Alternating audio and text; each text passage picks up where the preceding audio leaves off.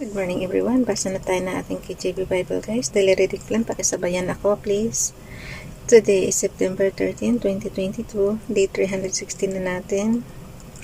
Matthew chapter 27 and Mark chapter 15. Matthew chapter 27 verse 1. When the morning was come, all the chief priests and elders of the people took counsel against Jesus to put him to death. And when they had bound him, they led him away, and delivered him to Pontius Pilate, the governor.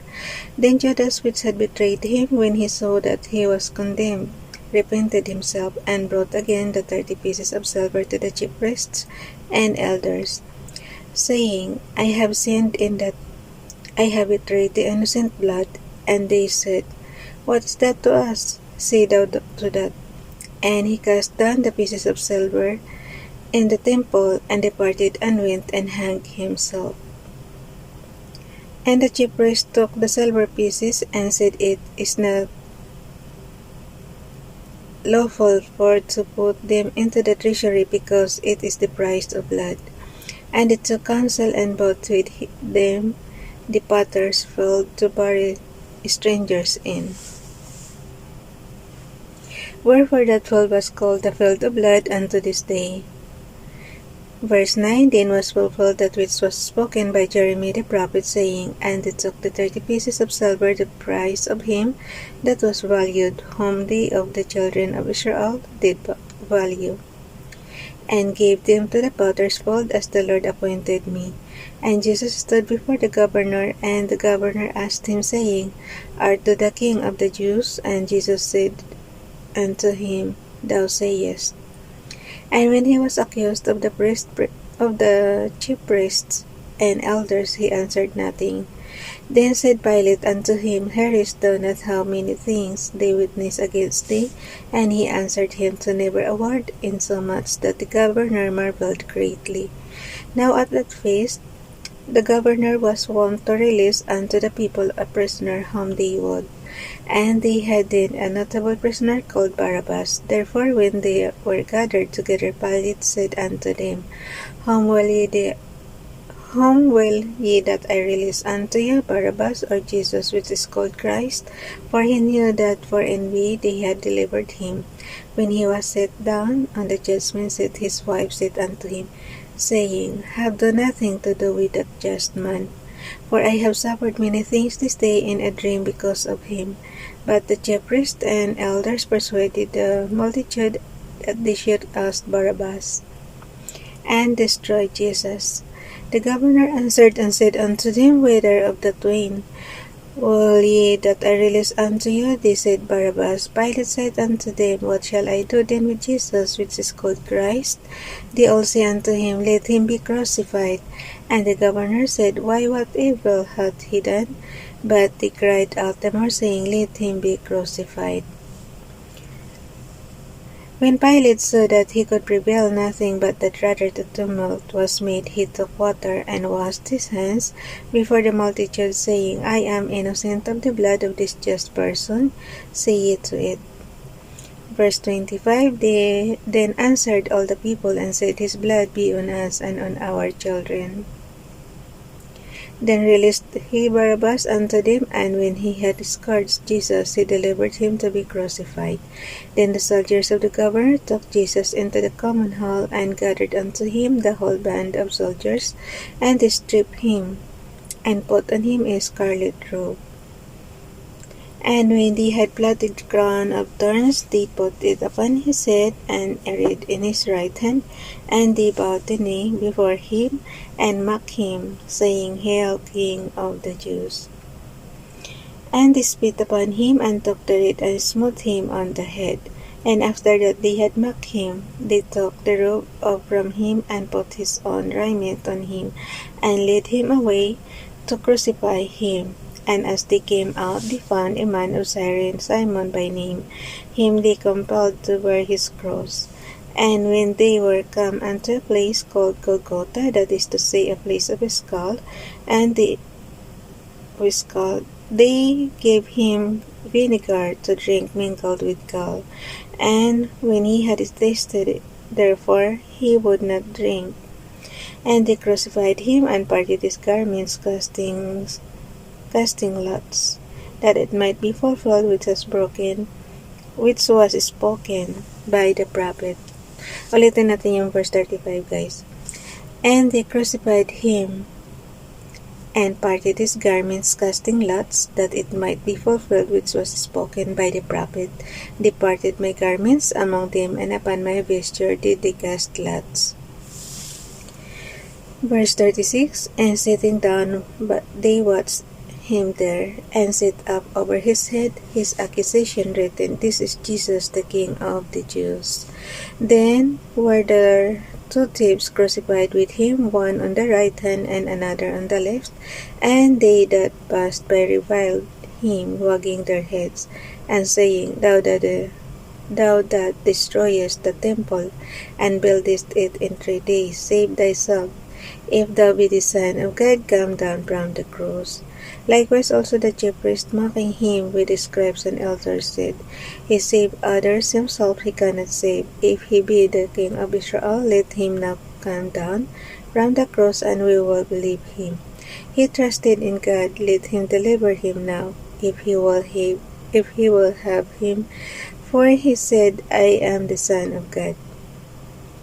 The thieves also which were crucified with him cast the same in his death. Now from the 6th hour there was darkness over all the land unto the 9th hour.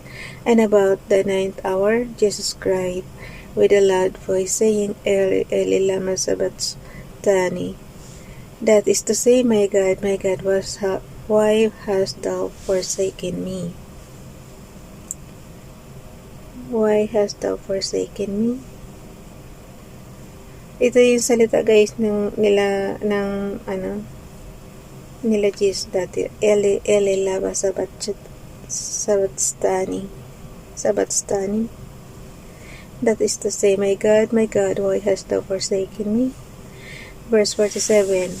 Some of them that stood here, when they heard that, said, This man calleth for Elias.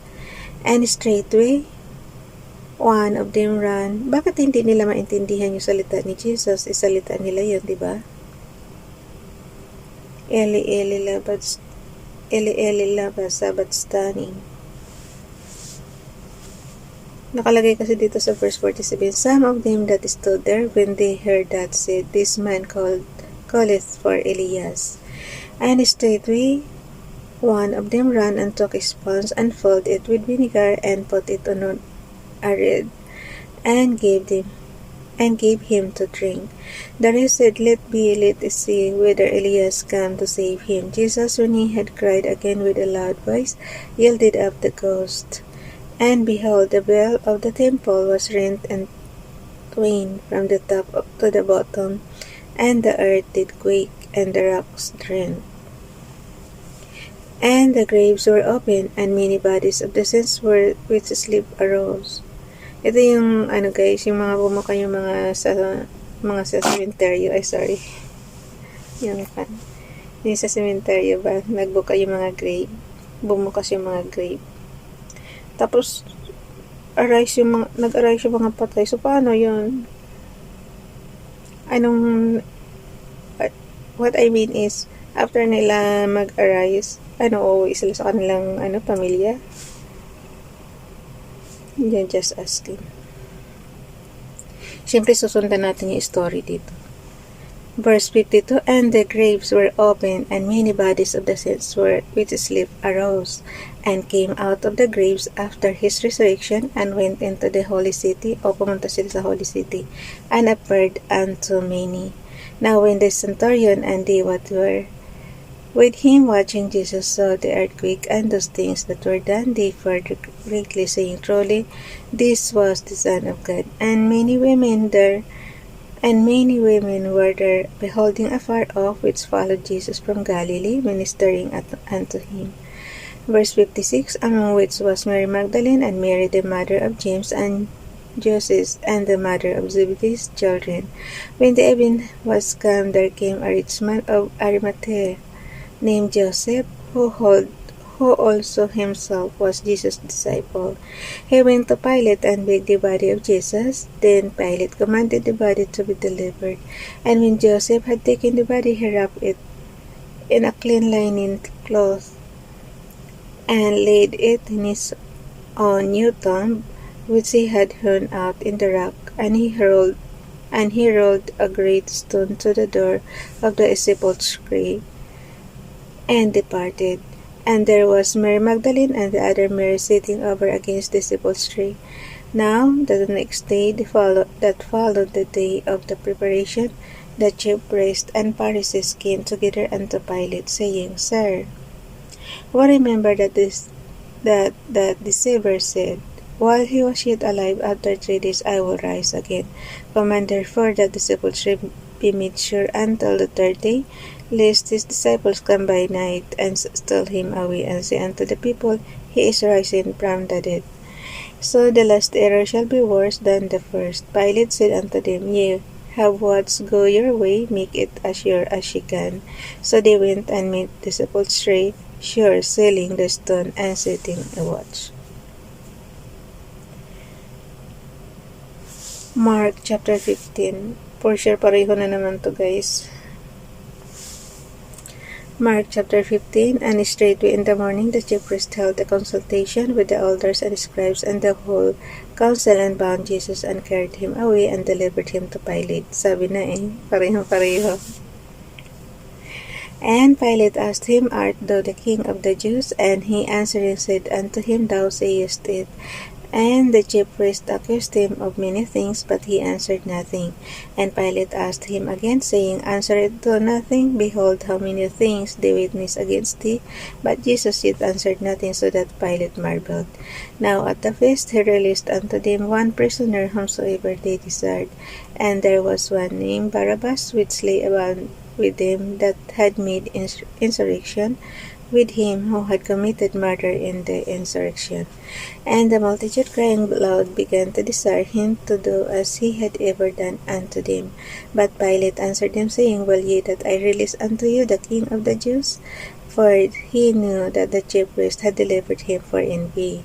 But the chief priest moved the people, and he should rather release Barabbas unto them. And Pilate answered and said again unto them, What will ye then that I shall do unto him whom ye call the King of the Jews? And they cried out again, Crucify him. Then Pilate said unto them, Why, what evil hath he done? And they cried out the more exceedingly, Crucify him. And so Pilate, willing to content the people, released Barabbas unto them, and delivered Jesus when he had scourged him to be crucified. Alam nyo guys, kaya makapal ang Bible, pabalik-balik lang siya. Parehong-pareho yung binasa natin. Yung book ng wait lang ha, Mark 16 ito, diba? Mark chapter 15 verse 16 ito. Tingnan ko lang ulit. Yung Matthew chapter 27 tsaka Mark chapter 15 parehong-pareho.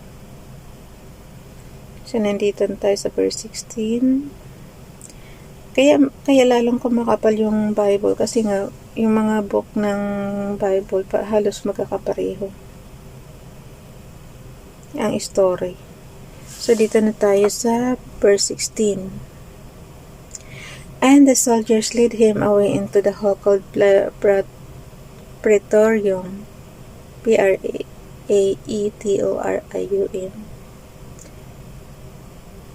And they called together the whole band, and they clothed him with purple, and platted a crown of thorns, and put it about his head, and began to salute him, Hail, King of the Jews.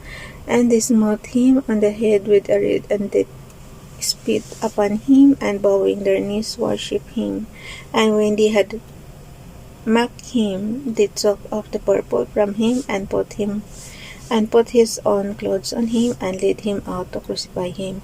And they compelled one Simon, a Cyrenian, who passed by coming out of the country, the father of Alexander and Rufus, to bear his cross.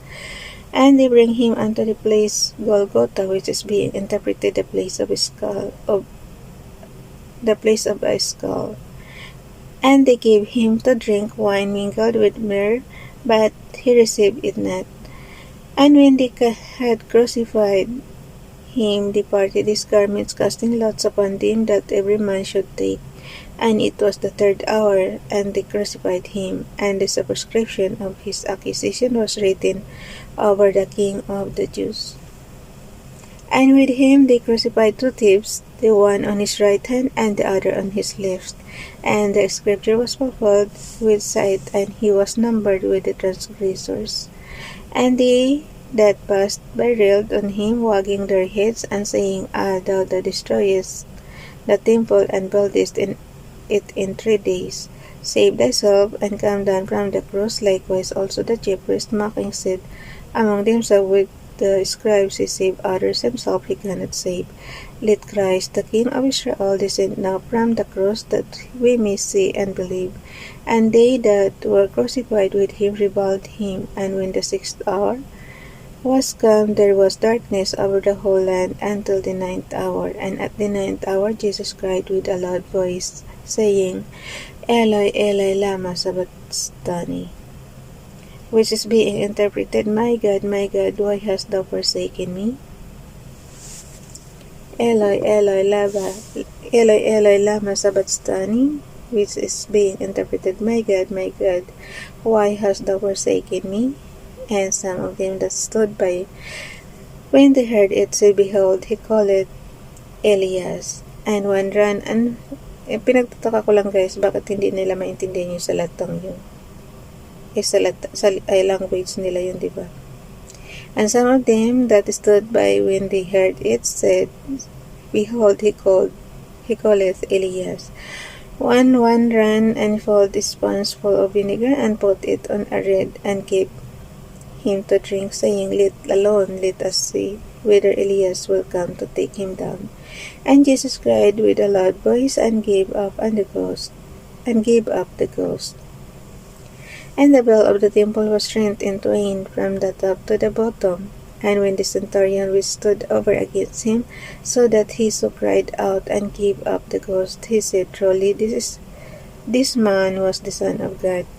Therefore also women looking on afar off, among whom was Mary Magdalene, and Mary the mother of James the less, and of Joseph, and Salome, who also when he was in Galilee followed him, and ministered unto him, and many other women which came up with him unto Jerusalem. And now when the event was come, because it was the preparation, that is the day before the Sabbath, Joseph of Arimathea, an honorable counselor, which also waited for the kingdom of God, came and went in boldly unto Pilate, and craved the body of Jesus. And Pilate marveled if he were already dead, and calling unto him the centurion, he asked him whether he had been any while dead. And when he knew it of the centurion, he gave the body to Joseph. And he bought fine linen, and took him down, and wrapped him in the linen, and laid him in a sepulchre, which was hewn out of a rock, and rolled a stone unto the door of the sepulchre. And Mary Magdalene and Mary the mother of Joseph beheld where he was laid. That's it guys. Bye everyone. God bless.